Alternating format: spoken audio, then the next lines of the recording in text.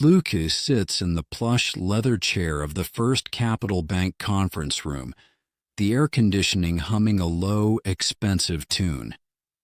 He adjusts the cuffs of his slightly worn flannel shirt, conscious of the dust on his boots from the morning site visit. Across the polished mahogany table, Mr. Sterling taps a gold pen rhythmically against a rejection file, not even bothering to open it. The panoramic window offers a view of the city skyline, but Sterling's gaze is fixed disdainfully on Lucas's attire.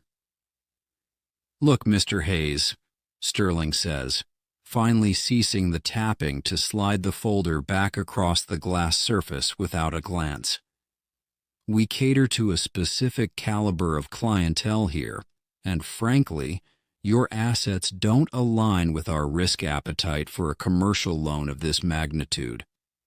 He checks his watch, a subtle signal that the meeting is over before it really began. Sarah, the junior associate, looks down at her tablet, visibly embarrassed by her boss's blunt and dismissive attitude. The silence in the room stretches thin, amplifying the awkwardness. Through the glass walls, other bank employees glance in as they pass, their eyes lingering on Lucas's rugged appearance against the sterile corporate backdrop. He can almost hear the whispers about the construction guy wasting Sterling's time. Sterling sighs loudly, leaning back with a smirk that suggests he enjoys these little power plays.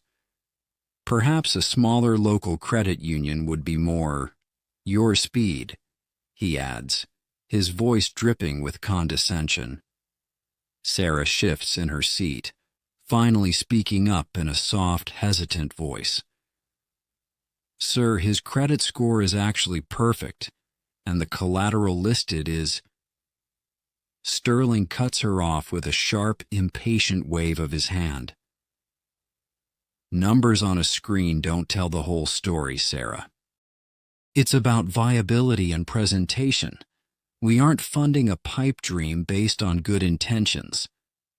The judgment hangs heavy in the air, a thick fog of elitism that tries to suffocate Lucas's dignity. Lucas remains perfectly still, his expression unreadable, betraying none of the frustration boiling beneath his calm exterior. He doesn't reach for the folder or try to argue his case with desperate pleas. Instead, he simply nods slowly, observing Sterling's arrogance with the patience of a man who has poured concrete foundations that outlast storms. He reaches into his pocket, not for a weapon, but for his phone, checking a notification that just buzzed silently against his leg. "I appreciate your time, Mr. Sterling," Lucas says, his voice steady and low, cutting through the tension like a laser level. "I understand you have standards to maintain." He leaves the folder on the table untouched. Sterling blinks, surprised by the lack of resistance, seemingly disappointed he didn't get a reaction. "Well, good. I'm glad we understand each other," Sterling replies, standing up to usher Lucas out. "Sarah, please show Mr. Hayes to the elevator immediately." Just as Sarah stands, the heavy oak doors swing open. A breathless man in a tailored suit rushes in. It's Mr. Vance, the building's property manager. He ignores Sterling entirely, his eyes scanning the room until they lock onto Lucas. "Mr. Hayes, I'm so sorry I'm late," Vance gasps, wiping sweat from his forehead. "The elevators were held up. I have the transfer deeds and the keys for the penthouse suite and the commercial floors ready for your signature." Sterling freezes, his hand halfway extended toward the door. "Vance, what is this?" he demands, confusion wrinkling his pristine forehead. Vance turns, looking perplexed. "Oh, you haven't heard?" Mr. Hayes's holding company just finalized the acquisition of this entire skyscraper this morning. This branch's lease, well, that's actually what we need to discuss. The silence that follows is deafening, the power dynamic in the room shattering instantly like dropped glass. Lucas smiles politely, finally standing up.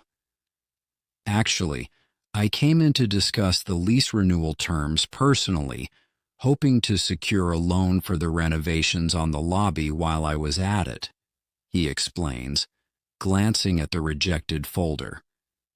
But since my assets don't align with your risk appetite, I suppose I'll have to self-fund the renovations.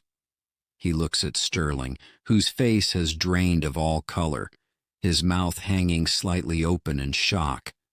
Mr. Hayes, I had no idea, Sterling stammers, his arrogance replaced by a frantic, trembling realization of his mistake. Sarah looks from her boss to Lucas, a small, knowing smile playing on her lips. It's fine, Mr. Sterling, Lucas says, buttoning his flannel jacket. Presentation can be misleading. I think we'll review the tenancy agreement for the second floor. I might need this conference room for my new management office starting next month. The realization hits Sterling that he just effectively evicted his own bank branch. Lucas turns to Vance, gesturing toward the door. Let's walk and talk, Vance. I want to see the maintenance logs. As they move to leave, Lucas pauses and looks back at the table where his file still sits. Sarah, he adds, keep that file. You might want to use it as a reference for your new job application. We're hiring a financial manager for the building. The door clicks shut behind them, leaving Sterling alone in the silent, expensive room that no longer belongs to him. The view of the city remains the same, but his place in it has shifted drastically in under 10 minutes. It is a harsh lesson in judgment, delivered without a single raised voice.